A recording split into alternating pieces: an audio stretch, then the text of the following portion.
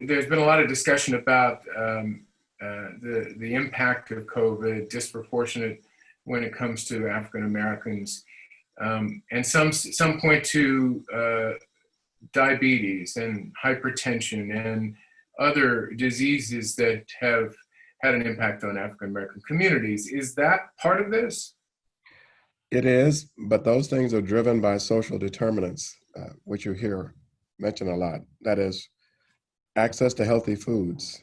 Some people can only go to a store that sells foods with high calorie content that are poorly nutritious, which leads to all kinds of things. People work on jobs where their health is not necessarily valued or protected.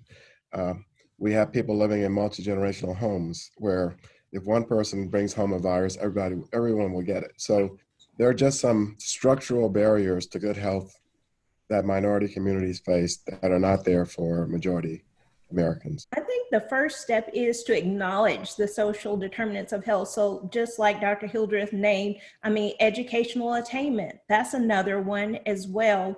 Even an affluent African-American woman is more likely to deliver prematurely just because she's Black in this country.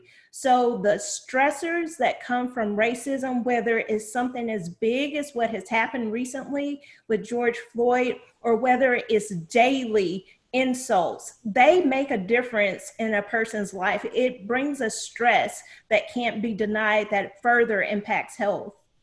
I think it's important first that there is a willingness to listen.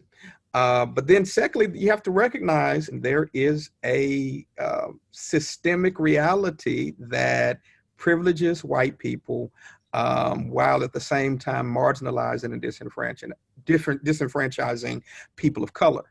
And so if we can embrace that and begin to work through these things in terms of making some radical changes to the way that we do business, to the way that government and policy is carried out, I think we can begin to see a sense of parity.